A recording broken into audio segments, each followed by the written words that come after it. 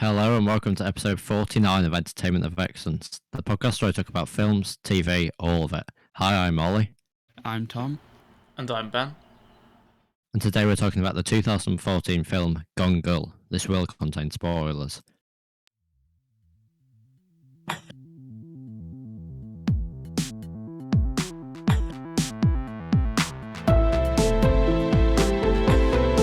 Yeah, that's 16.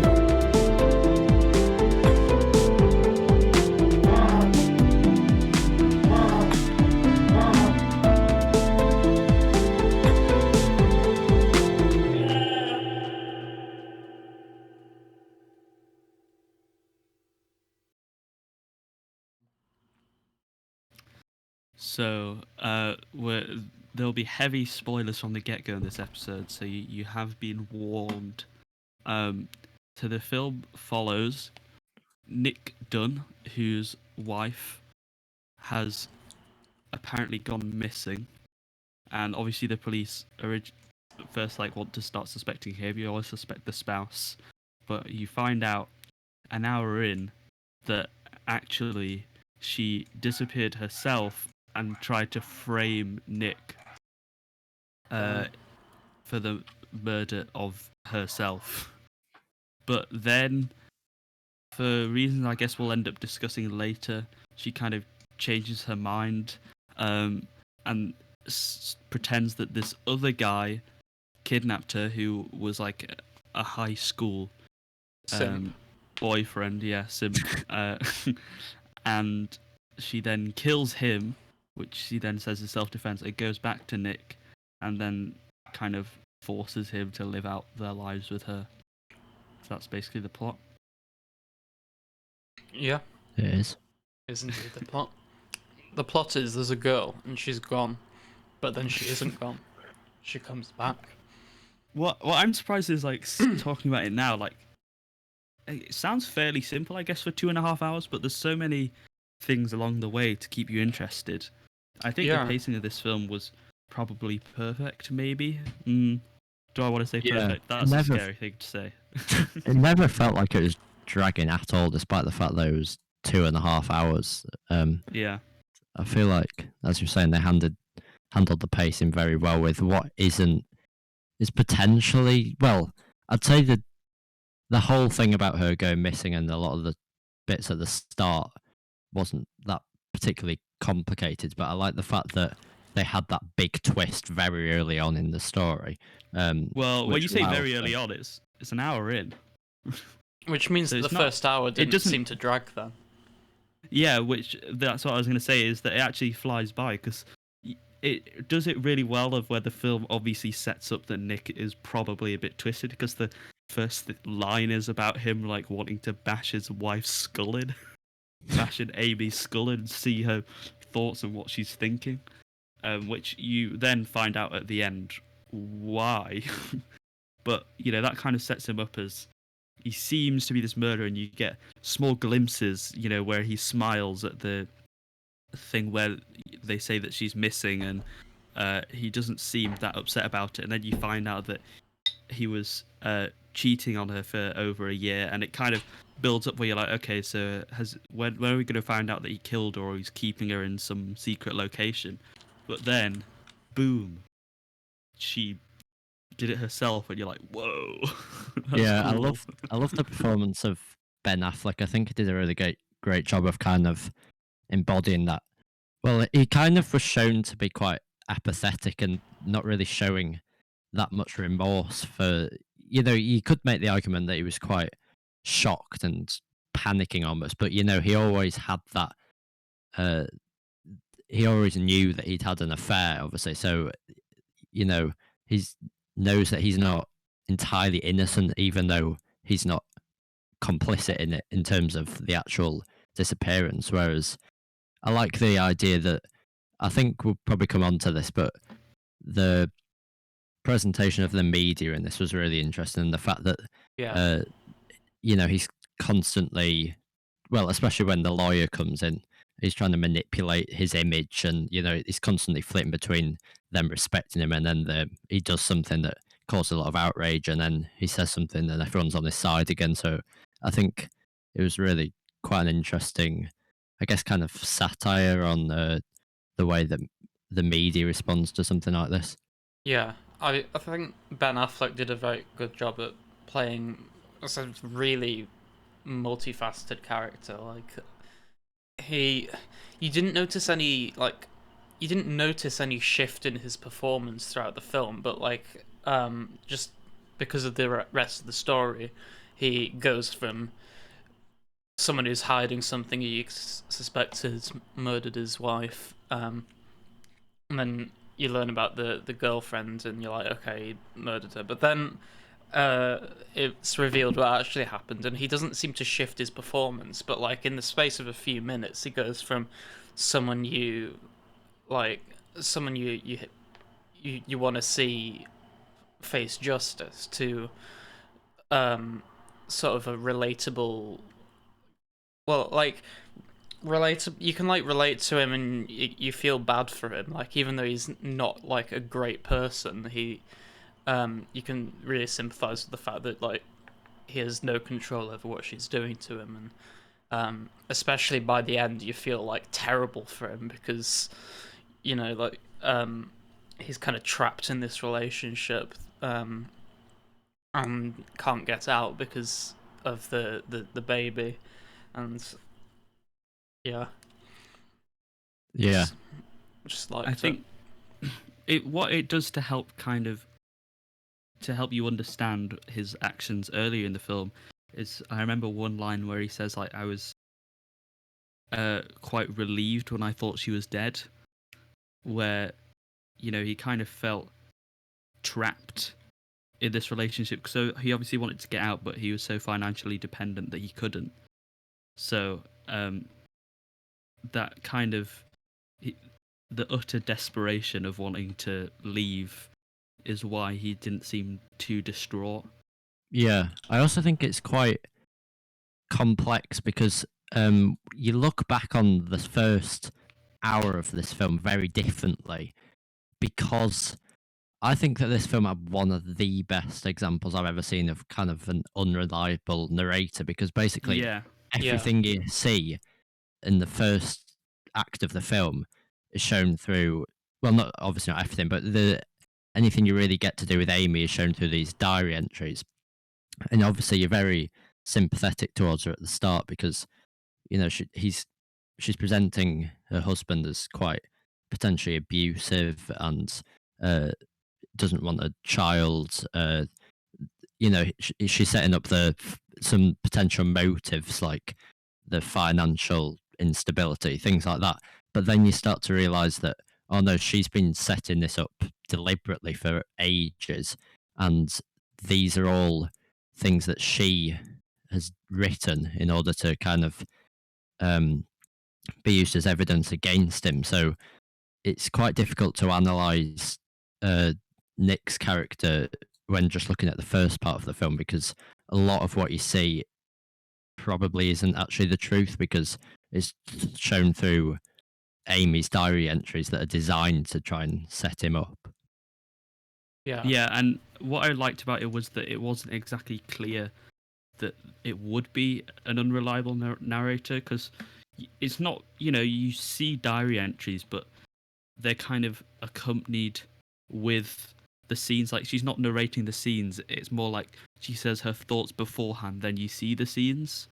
So that meant that it was more of a shock, and you kind of, when Nick ends up saying like, I would have never hurt her, you're like, oh, that's kind of a surprise, because you can see, it is a thing that people face, where people end up scared of their partners physically. It's usually women being scared of male partners, or even men being scared of male partners, just because physically more imposing. So it made sense for that to be what it set up, which then makes the twist even more surprising. So the story is written really well.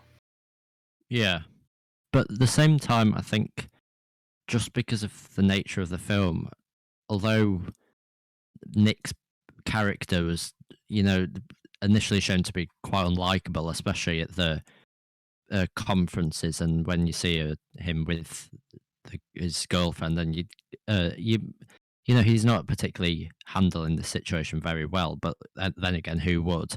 But I never really thought that he was guilty personally, because I don't know. I just feel like that would be quite a simplistic plot, and it wouldn't really. I was kind of thinking, I was expecting a twist. I wasn't necessarily expecting it to be that big and come that early on. But I thought, although you know he was presented as, you were meant to think that he was guilty, but I always had that doubt. Yeah. So, are you saying like it was a surprising twist, but it wasn't like it didn't feel unearned? Yeah. Yeah, And I get what you mean, but I guess I go into primal mode sometimes when watching films. I'm like, look, bad man is bad. I don't think I pay enough attention sometimes when I'm tired, so And you watch this on 2x speed, so Yeah. you had no problems with the pacing. Wow, an hour and 15 minutes. That's a short film, isn't it, Ben? but it was weird. I watched it 2x speed, but it didn't feel like 2x speed. So I don't know. I don't know. I mean, obviously, this is a rather unique like comment on the film, given most people watch it at their normal speed. But I wonder if it's because, okay, when you're a 2x speed veteran like me, Yeah. you you kind of don't notice the speed of the movie so much as like the plot itself. So you can still tell when something drags because there'll just be parts of the plot that you get a bit annoyed about, as with a normal speed. But again, I just didn't feel like this dragged whatsoever. I thought the pacing was great. Maybe I should watch it again at 1x speed at some point. I probably would want to watch this again, like it. Yeah, just for that first hour, like the new perspective on it. yeah. But for a 2.5-hour film, it really nothing in the plot felt like it wasn't needed. I feel like I feel the only bit where that I felt perhaps could have been shortened a bit was when you saw Amy, when she's like trying to move on with her life and sort of develop this new personality. I think some of that went on a bit too long, but I did like getting more of a perspective, like her reaction and kind of revealing some more of her motives as it went along. Yeah, but that was only like 5 minutes or something. Well, you mean like the bit when she's Nancy? Yeah, just that Nancy. whole Where she sequence. hits herself with a hammer. Yeah, I did Well, like not just that specific scene, but just the whole time she's away. I did like the bit where she got her money stolen, but I don't know if that's because I like hated the character and I'm like, justice, no matter how small. It was kind of, I know what you mean, but I think it was necessary to kind of force her to go to Desi, or is it called Desi? Neil Patrick Harris, yeah, Desi Collins. Yeah, it was necessary. I just think if there was one bit that could have been cut, Yeah, if you were trying to cut the film down by 5 or 10 minutes, maybe that bit would be the first to go. Yeah, maybe like I feel like you could have maybe done the same thing if you just like introduced the neighbor and then everything in between with like that man like having an interest in her or something, and like the scene by the pool, and you could have got rid of that and just kept the introduction and like the mugging, and Yeah, maybe like something like that.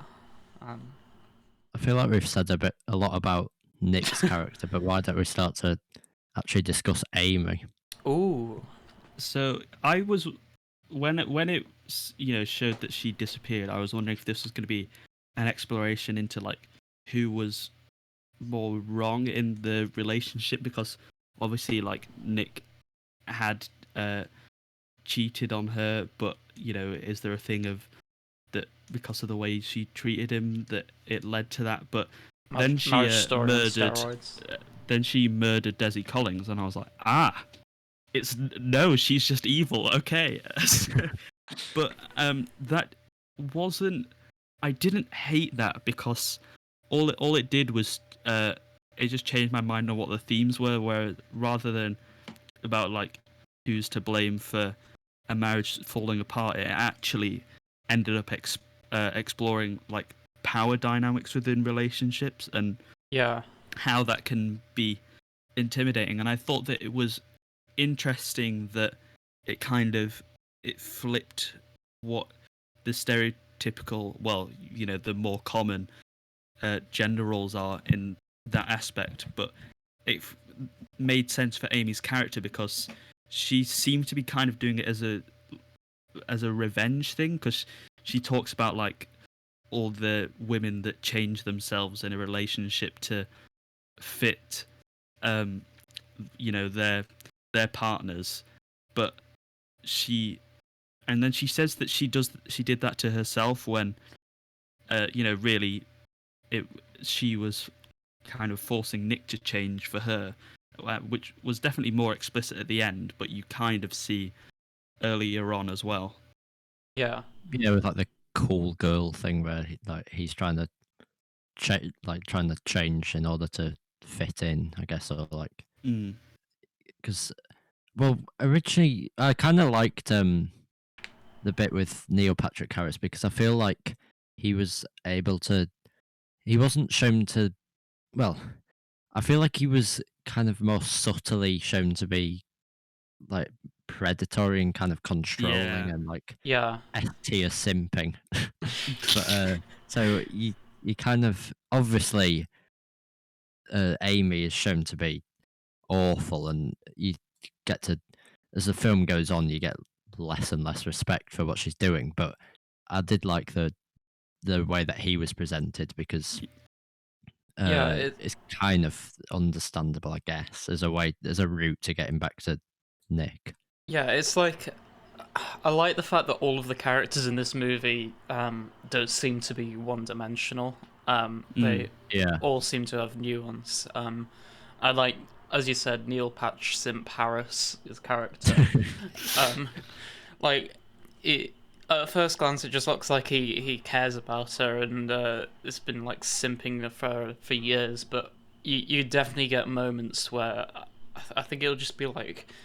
I think this is partly to do with the direction and the acting, obviously, but like the camera will just linger a bit too long, and he'll like look at her in a slightly creepy way, and he'll be like, "I'll never let you leave again," and you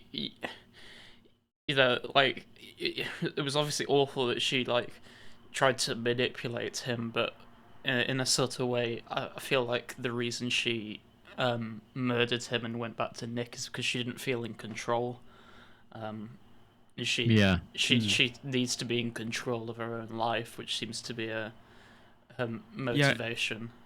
It was a useful character as well to still present that, like, the kind of flaws that sometimes men can feel like they own their partner. Like, he kind of said about like, oh, you finally come back, and I've been waiting for the day, and doesn't really seem to care about if she wants to do anything, and just keeps her in his house all day because I wasn't sure, because the thing of like her faking being raped, falsely accusing that guy, I wasn't sure on, because I was, it could have sparked this discussion, which doesn't really happen, because that barely ever happens compared to the amount of times that actual victims get ignored. So that was kind of dodgy, but I feel like I was okay with it because, well, one, the author is a woman, so it'd be kind of weird to if you're trying to hate women with this. I doubt that was what was happening, but I think it kind of flipped the power dynamic to try and get men to think about how, if they're forcing their partner to change in any way, or if they have some kind of control, because it might help build empathy. Yeah, because as you were saying, I feel like the way that they show the media is that they innately try and set up Nick as being a suspect, Yeah. and I guess that kind of goes along with those gender dynamics that you were talking about. But I definitely wouldn't say that this is misogynistic in any sense, or it's obviously it's only shown one woman that is in no way trying to generalize or say that this is kind of a pervasive issue, but it is. I think the fact that all the characters that it presents have got imperfections and like really major flaws, especially with Nick, and then as we were saying, a bit more subtly with Desi. Yeah. I think that although obviously Amy is, well, I guess the villain of the film, there's not really any characters that are entirely innocent. I'd say the only one that's maybe entirely innocent is the other victim that she accused of rape, who I just felt really Oh, bad yeah. for, because that Yeah. basically ruined his whole life. Yeah. I definitely don't think the intention was to like make a gendered statement. I think I'm this might just be the way I'm interpreting it. I think it might be more a sort of criticism of like how people are portrayed in the media and the sort of Yeah, Yeah. groupthink that comes with that, and like I love the difference in sort of process between the lawyer Tanner Bolt and the sort of media. So like he's very traditional. He's like innocent until proven guilty.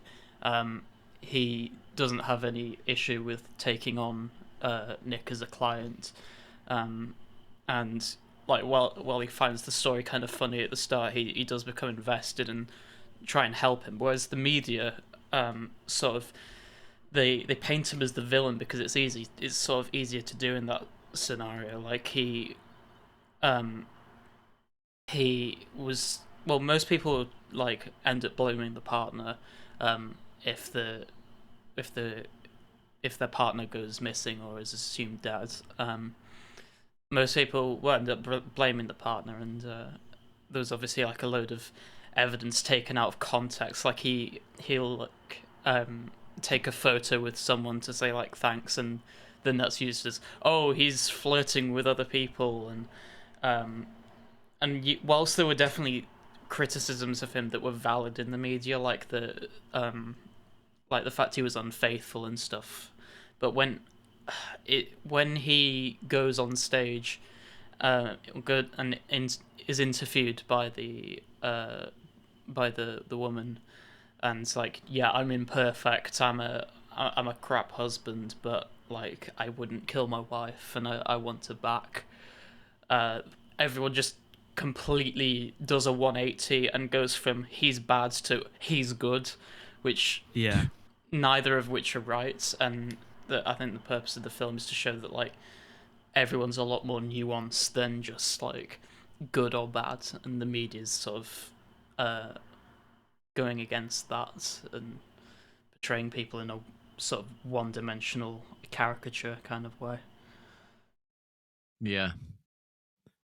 I think at different points in the film, I came up with I think three different potential reasons that I thought uh, she was acting like this. The first was, as you were mentioning about the media, I originally thought maybe it's some sort of setup, which obviously it turns out to be, but maybe they're both involved. You hear stories about people trying to get like in the limelight somehow by doing things like this that has that shock factor, and they think that somehow this will make them famous, and uh, Yeah. there's kind of that personal game, which is there's arguments about that's meant is shown to be mostly immoral, but then I was thinking, well, would she really like that? Because something that's shown earlier on is her parents are quite manipulative, I guess. They kind of wrote stories as she was growing up, with this kind of idealized version of her amazing Amy, and she always has that like annoyance and envy about the fact that they've been able to basically make loads of profit on something that's based on her but isn't really her. So I don't think that was really the case. And then the second one was just is Nick actually evil? And well, not evil, but like, is she just purely vindictive and trying to get revenge on her husband for these things that is shown in the diary, like the thing about the pregnancy and the thing about uh like the finances and stuff. But then it turns out the real kind of reason, or the catalyst, I guess, that kind of makes her blip and decide to come back is when he's shown to be more genuine. And basically she's saying that these things will kind of bring out the best in him, and then she'll be able to trap him in the marriage, so that when it is revealed that she is pregnant, which it isn't consensual, she's using like a fertility test that he's done without his consent to become pregnant. And the fact that she's got so much media support. I hadn't figured out how she did it. That makes sense. Well done, Ollie, for being more on the ball than me. Yeah. So I think it was a weird motive, but just the fact that she's shown to be so evil and manipulative, and she goes to those kind of extremes in order to do something like this, I think is very fitting with the character. Was the wait? No, I couldn't remember if I was going to say something else or if I wanted to move on to the music. The what, sorry? The music. I can't remember. I thought I was going to say something about the plot, but it's completely gone. We can come back to it if you remember it halfway through the recommendation. Yeah. The music was music great. time. I saw a thing which is quite interesting, where apparently David Fincher, for the music brief, he sent the composers music from a spa he went to, which was supposed to be calming, but he just found really creepy and unsettling. Oh, that's interesting. When you hear that it makes sense, because the music is kind of this ambient thing with like weird, there's tiny bits of like dissonance, or it just feels slightly unsettling. But it was perfect for the tone, because it's about a marriage which is supposed to be this symbol of stability and love and protection, but there's this huge like danger of there's all this manipulation going on under the surface, and that just kind of, I felt the music perfectly replicated that. He picked the right people for unsettling music too. It's Trent Reznor and Atticus Ross from Nine Inch Nails. Oh, Nine Inch Nails. Yeah, that makes sense. I found like I've definitely recognized some of the like. I didn't actually look at who, because the opening titles were at 2x speed. But no, I definitely recognized by like the dissonance and stuff. It's reminiscent of like the Ghosts album, and yeah, they seem to work with David Fincher a lot. I had a look afterwards. They also did the music for The Social Network, which was weird. I remember you saying that. Yeah. I'm gonna be honest, I don't really remember the music, but to be fair, I did watch this a week ago. But yeah. Well, I think the purpose of the music here was less so to be like emotional cues, like the usual score is. It's like feel happy, feel bad. I mean, this was more just like sort of closer to horror music, I guess. But it's just trying to evoke a sense of uncomfortableness. Yeah. What did you think of? I think that obviously the dialogue for the most part was really good, and this was based on a book, so it's kind of that combination of the the inspiration taken from the book and then the filmmaking of David Fincher. But there were a couple of quotes in particular that like I don't think really fit right. Like if I remember right, there was this. It was one of the side detective characters who was, who really believed that Nick had done it. And I think there was one moment where he saw the all of the things that Amy'd bought in the final clue for this treasure hunt, and he's like WTF, and it's just like what, like. Oh yeah, that's true. Oh, I I just And forgot there was about one that. other line, but I can't I remember what it blanked was. it out of my mind. Oh, what was the other thing? I don't know. I feel like the dialogue, obviously, for the most part, was really good, but there's just a few cringeworthy moments. Hmm. Yeah.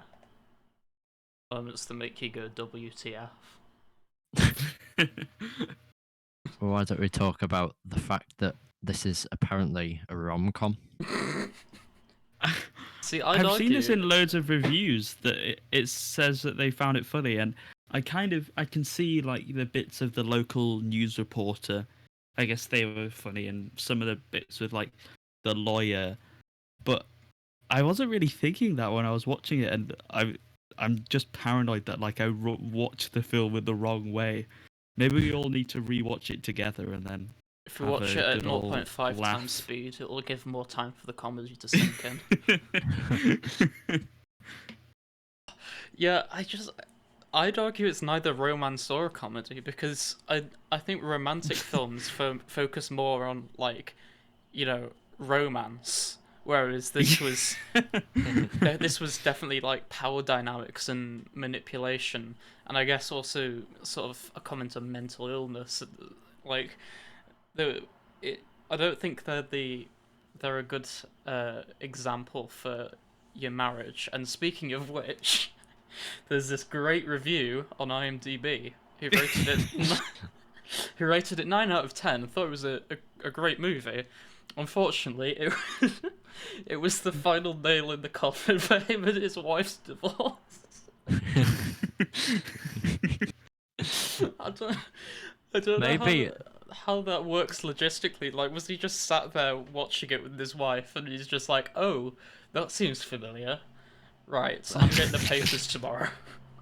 No, maybe what happened was she was sat there watching it seriously the whole time, and then he was, laughing because it's a hilarious film, Oh, and then yeah, she was yeah. like, "What? This is not a comedy," and he was like, "Are you kidding me? This is clearly designed to be funny." And Are then you kidding me? that was just like- Gaslighting? That's hilarious. I honestly can't think of any. Well, never mind the jokes, just anything that made me laugh whatsoever. Not even like when he smiled at the missing persons thing when he announced they were missing. No, because I was like, oh. That didn't seem funny for me. That was just Neither. like, that made me sort of like crush in despair. I'm just like, don't smile. That's gonna be taken out of context, please. The only thing I kind of laughed at was when the lawyer was like going, "Oh, I'll try to get you a crazy wife discount." Like, I found that kind of funny because it's Mhm. kind of taking the. If you look at it as a whole, and as if you like hadn't been invested in the film so far, and it was just a guy telling you this, it would be a lot to take in. So maybe that's Yeah. the comedy. Maybe someone was The laughing only- so hard at that they thought the rest of the movie was funny.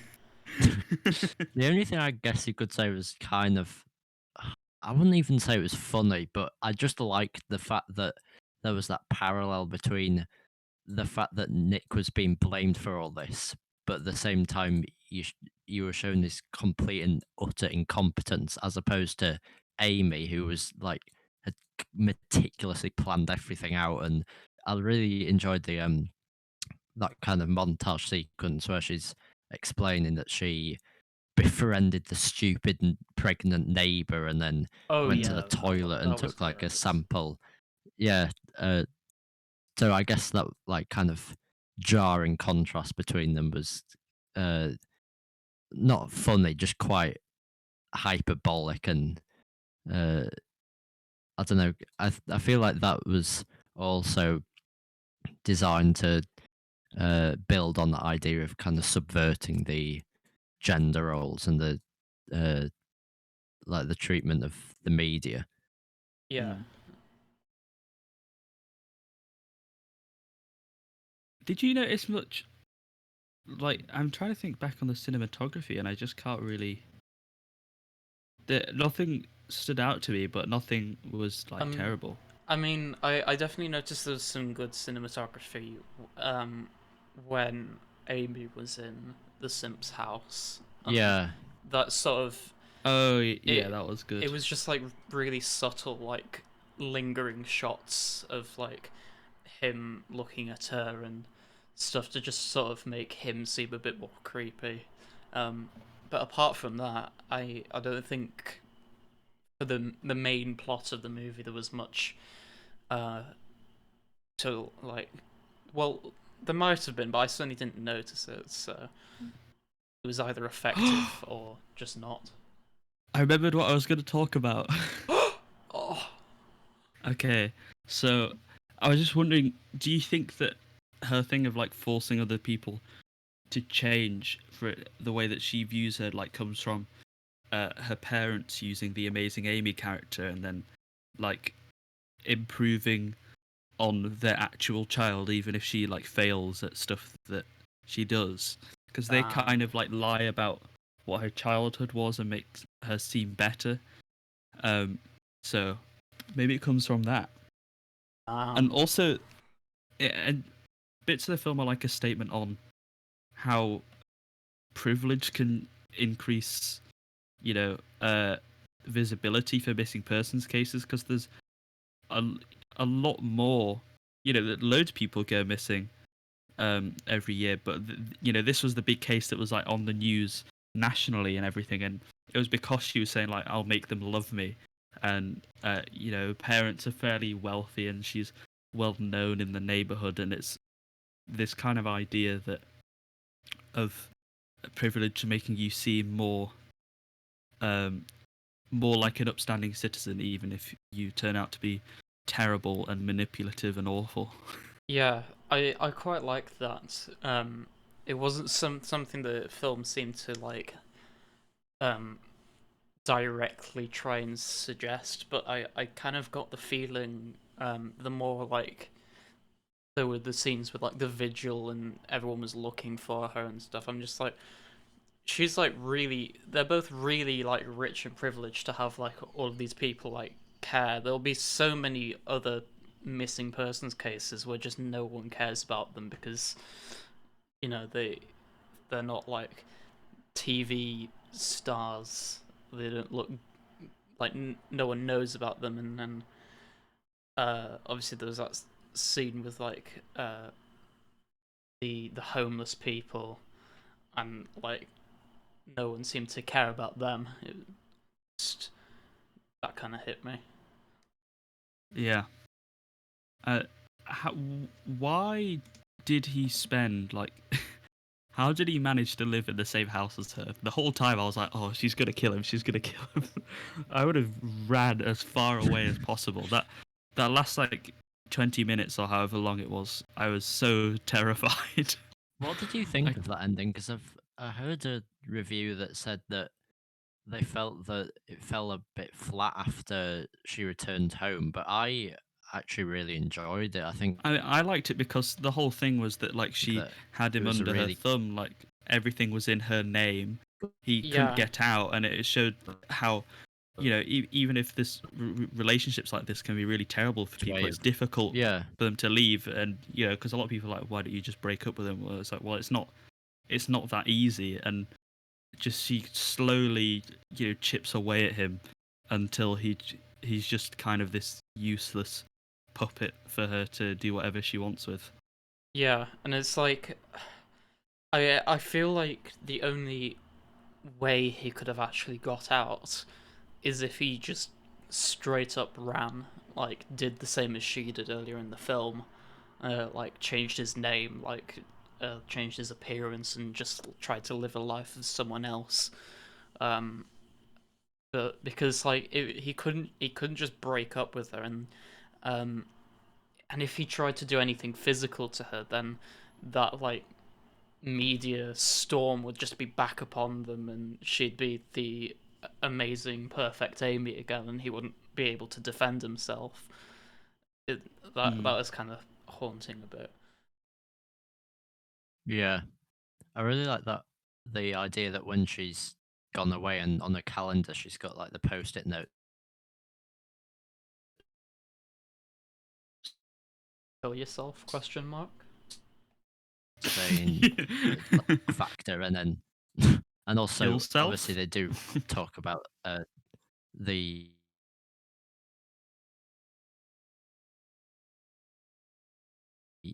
trying to she basically wants him to die for justice, um which he isn't really guilty, but Yeah.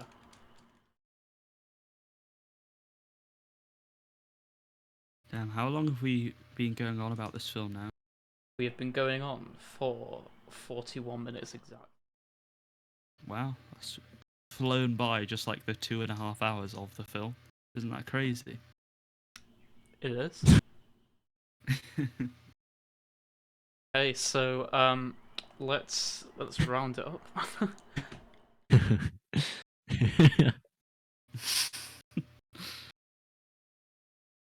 Yes, rounding up the film is How do you hilarious.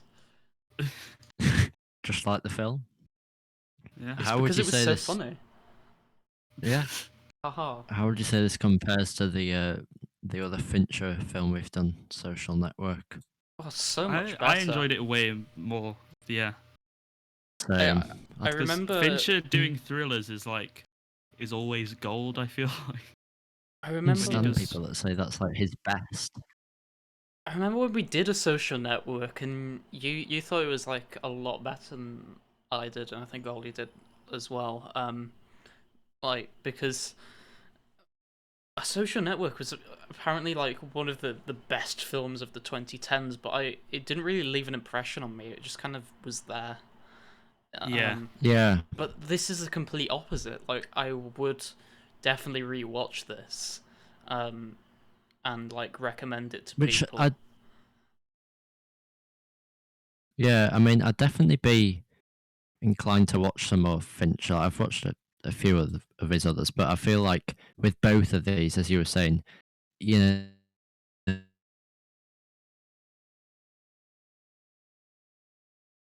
he's a really the technical aspects like the cinematography that stand out massively. Like the performances were really good in both of them, but I think that especially this one was more plot and character driven, and the Social Network was very character driven as well. So it'd Mm.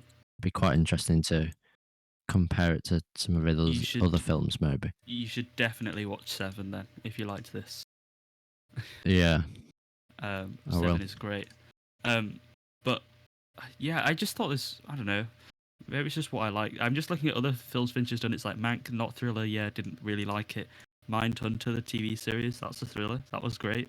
Seven, I really liked. I don't Zodiac think I've is seen good. any Fincher films apart from The Social Network. Have you seen Fight Club? Oh no, wait, I've yeah, seen I've seen, Fight Club.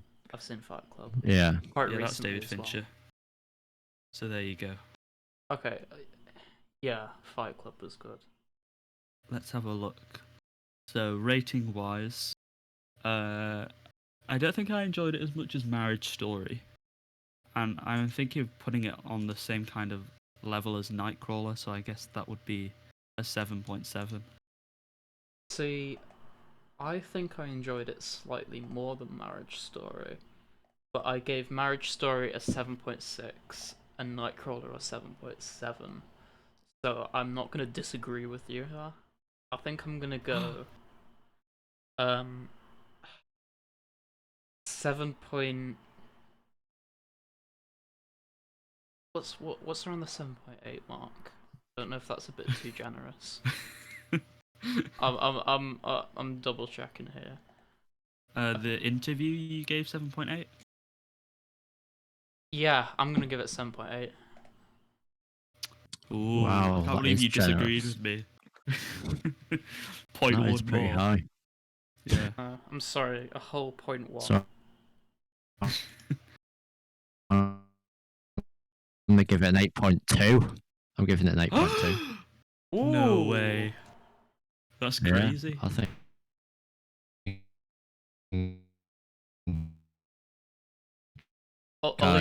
Ollie, you keep dropping 9.3. I'd out. probably give it slightly lower. So Yeah. yeah, my Ollie is Wi-Fi's having some problems. Could you just repeat what you said? Oh. Like, before? I just said I probably think it's like I gave Room an 8.3, so not quite as good, but about that level. So go 8.2. Groovy. Yeah, I gave it Room an 8.0. I think I'm about. Well, is there a submission spotlight?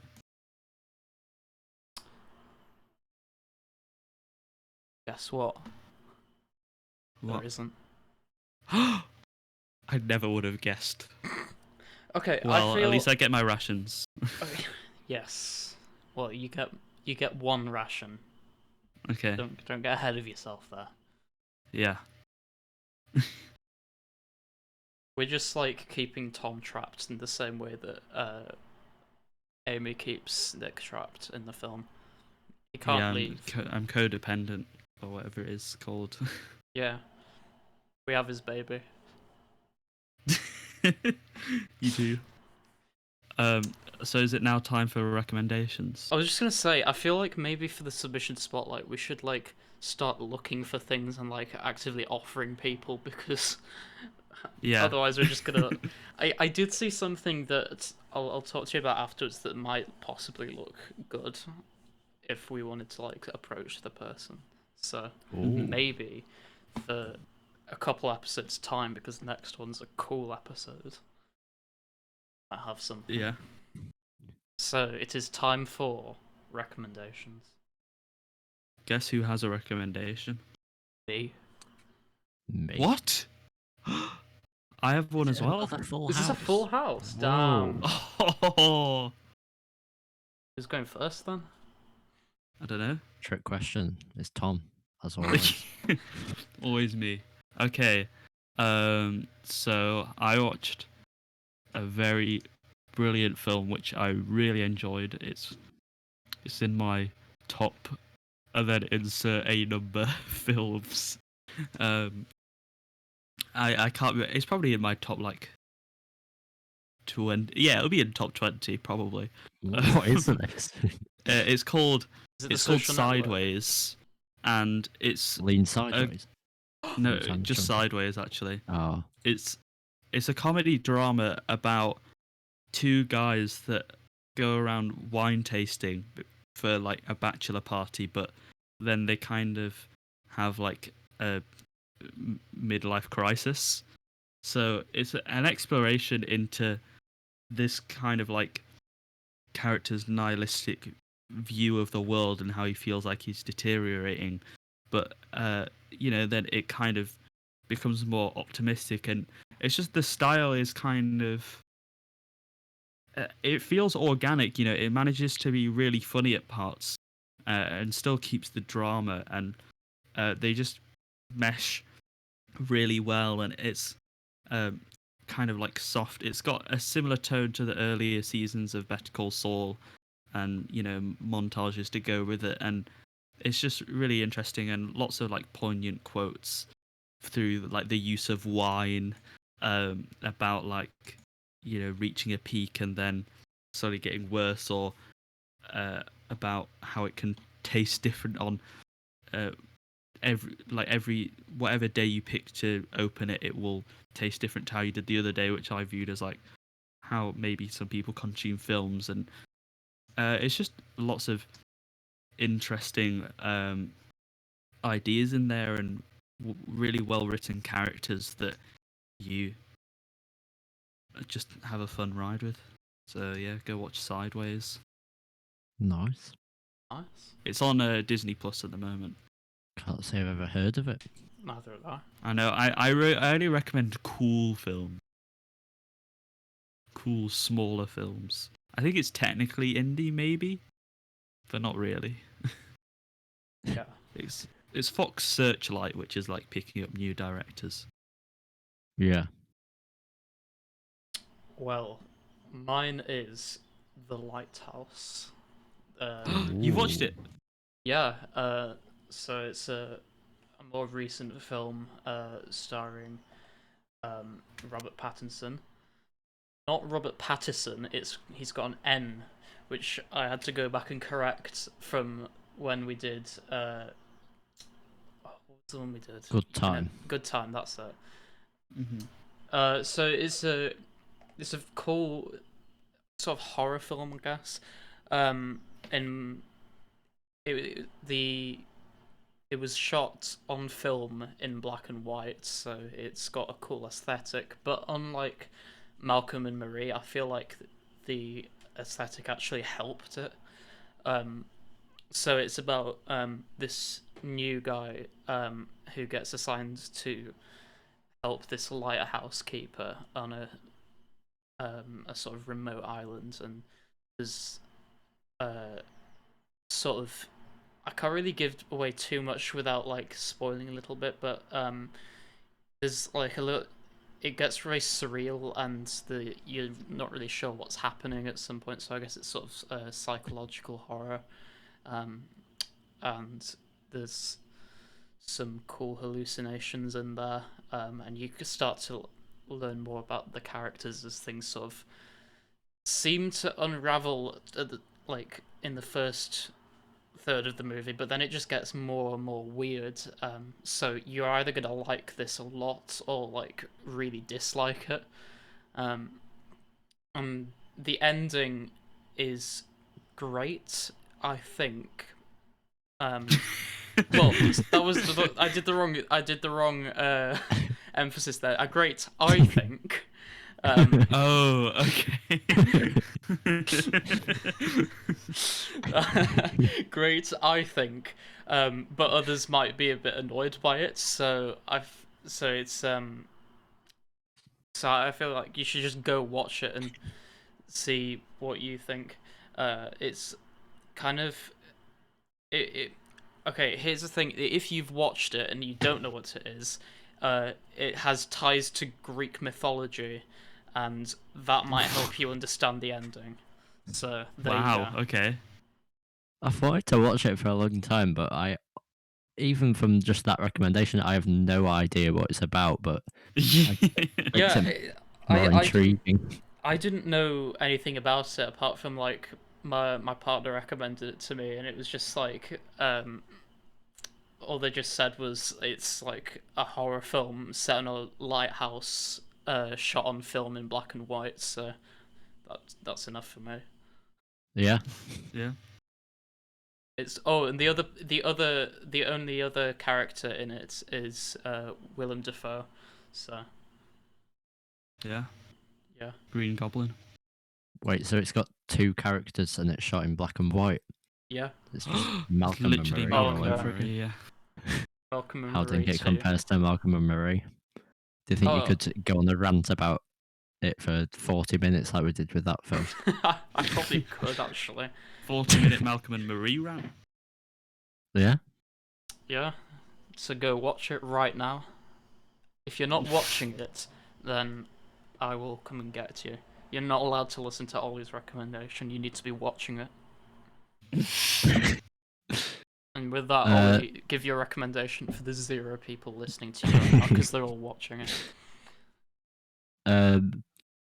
My recommendation is, a while ago I recommended the show Altered Carbon, and there is I think it's an anime. It's only just over an hour, called Altered Carbon Resleeved. I think it came out last year.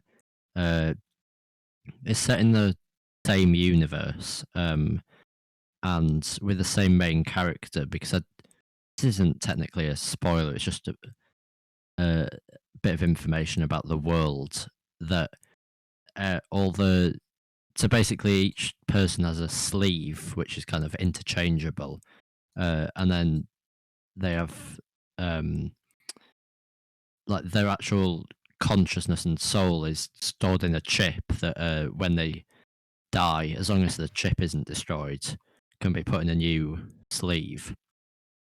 So it is actually able to use the same main character but just in a different sleeve.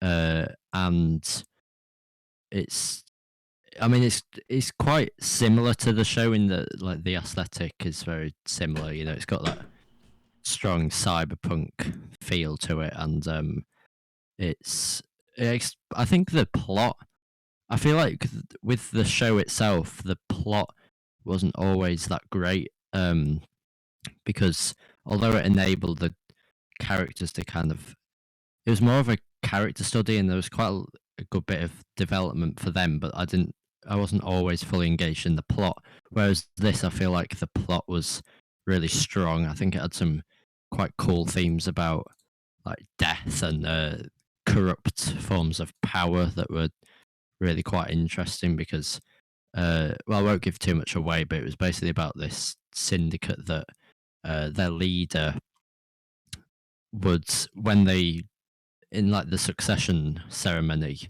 the previous leader's sleeve would be corrupted and they'd die, including the chip, in order to avoid them like getting greedy and trying to come back and overpower again. So it's quite an interesting idea that about death, and I think that's very interesting in this universe where death as a concept doesn't really exist, especially for the rich, because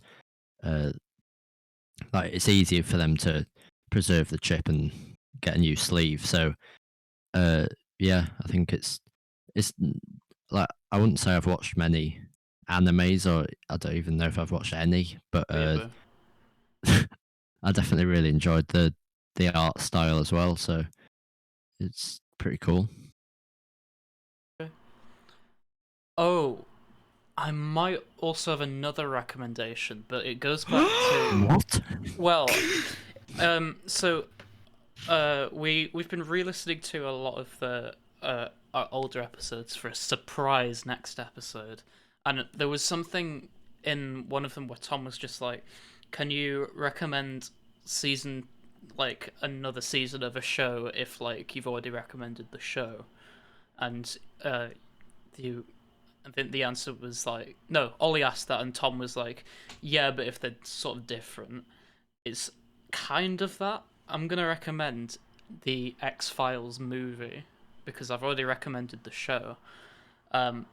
So the movie is set between seasons 5 and 6, and I really enjoyed it. I'm kind of like in the minority for really enjoying it. I think most people enjoyed it, but like it's a 7 on IMDb, so it's not like great. I think a lot of the criticisms were it's just like a 2-hour episode.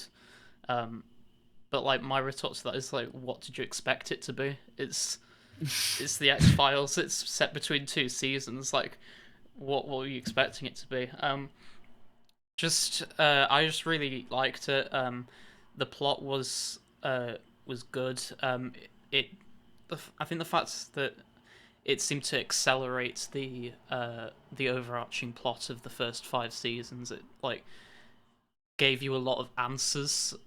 So it's not so much that like the next few seasons are redundant, but sort of the next few ones will have a different purpose. And it just kind of felt good after kind of being like teased for the first 5 seasons that you finally get to understand what's sort of going on. My only criticism is some of the dialogue feels a bit like clunky and artificial. Like, when you'll like have adaptation of a book on screen and it's like word for word, and some of the lines just feel like you wouldn't say that in conversation. They're like overly embellished and stuff. Like some of the dialogue towards the start was like that, but there was also some great stuff. So go watch the X-Files movie, but only after you've watched the X-Files, which is another of my recommendations. So And only after you've also watched The Lighthouse, which you should be like 10 minutes into now, maybe, yeah. depending on what time speed you're watching it. I guess I actually have another quick recommendation then. Oh, What? what is going on? I'm not going to say too much because Ben has recommended it in the past, but Ooh. following the episode we did on Haunting of Hill House, I watched Haunting of Bly Manor this week, which Whoa. I didn't quite enjoy as much. I think it had a few problems, but I guess go back and listen to Ben's recommendation if you want, or go and watch it. So I'm getting got so quite a much lot to credit watch this this week. Wait. I think I've got a recommendation. what? Have I recommended Parks and Rec yet?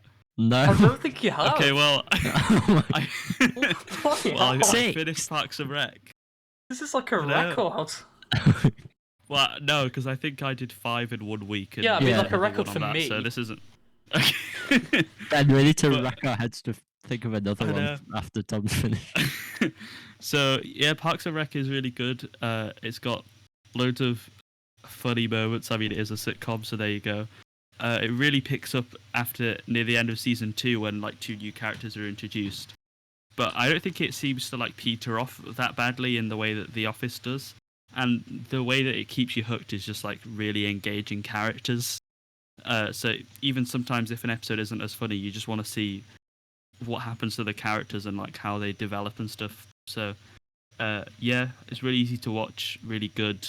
So go watch Parks and Recreation. Damn. Right, I've got another recommendation. Quick fire round. Okay, there's been 2 episodes so far of Falcon and the Winter Soldier, which is, There's been 3. well, yeah, Oh, no. 3 as of today. So haven't seen episode 3 yet, but it's good. It's There good. you go. Just so we Well, could get I've 7. got another recommendation. No way. Well, I mean, I guess you could kind of a sort of like 0.5 recommendation, given I've already recommended another version of this before. But this is music, and this is the live version of "Leave the Door Open" by Silk Sonic, which was just released today when we were recording it. This episode's the Friday, so you should be able to listen to it wherever you are. Now this is airing. This is the version that was performed at the Grammys, and it's just. I recommend you watch the video of it as well on YouTube, because the performance is just like. Well, obviously the vocal performance is great from both Anderson .Paak and Bruno Mars, and they both sort of bring a new element to it live.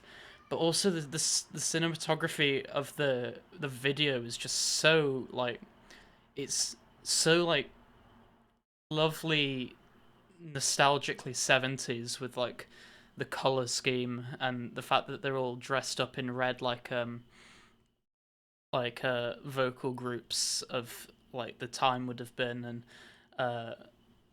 they just like, it's just great. It's like a really nice performance. It's like how you'd have expected it to be if it was released in the 70s, which is like the sort of vibe they're going for. So yes, go and listen to that now. Crazy. Final recommendation. I can't. Is, I've Wait, got you have one another last one? recommendation. You got Yeah. another one? Oh wow. It's to tune in next week for episode 50. Ooh. A special episode. Yeah. Yes.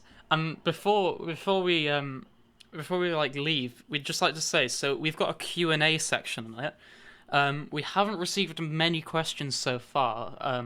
We might have to do the awful thing where we turn to family and friends and be really sad just to get questions. But like, if you got any questions, just whatever, just send them in.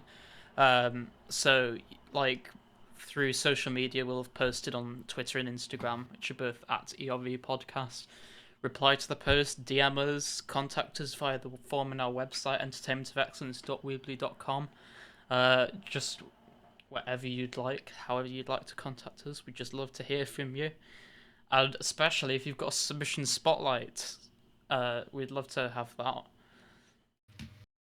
So yeah, a forewarning, our last special episode 25, which feels like just a couple weeks ago. It's been really surreal how the last 25 episodes have gone. How quickly they've gone.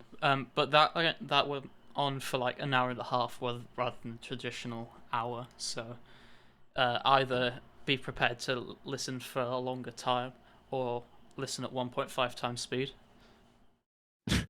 Yeah. So yeah, with that, thank you for listening. Hope you enjoyed our night 10 recommendations. And with that, alright, see you. All right, see you. All right, see ya.